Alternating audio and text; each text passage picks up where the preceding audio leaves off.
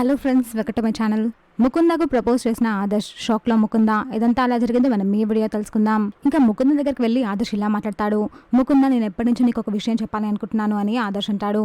దానికి ఎందుకు ఇంత ఆలోచిస్తున్నావు ఆదర్శ్, నా దగ్గర నీకు మొహమాటం ఎందుకు, ఏంటో చెప్పు అని ముకుంద అంటుంది. ఇంతలో అటువైపుగా కృష్ణ మురారి వెళ్తూ ఉంటారు. వీళ్ళిద్దరు మాట్లాడుకోవడం చూసి అక్కడే ఆగి వీళ్ళిద్దరు ఏం మాట్లాడుకున్నారో విందామని వింటూ ఉంటారు.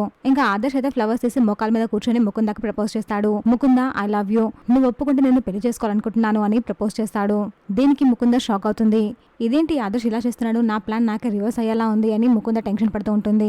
ఇంతలో కృష్ణ కోపంగా అక్కడికి వచ్చి ఆదర్శ్ చేతిలో ఉన్న ఫ్లవర్స్ కింద పడేస్తుంది. అది చూసిన ఆదర్శ్ కృష్ణ వైపు కోపంగా చూస్తూ ఉంటారు. ఇంతలో మురారి వచ్చి, కృష్ణ ఏం చేస్తున్నావు నువ్వు అని అడుగుతాడు. కానీ కృష్ణ మాత్రం ఆదర్శ్ వైపు కోపంగా చూస్తూ, ఆదర్శ్ నువ్వు అసలు ఏం చేస్తున్నావు, నీకు అర్థమవుతుందా అని సీరియస్ అవుతుంది.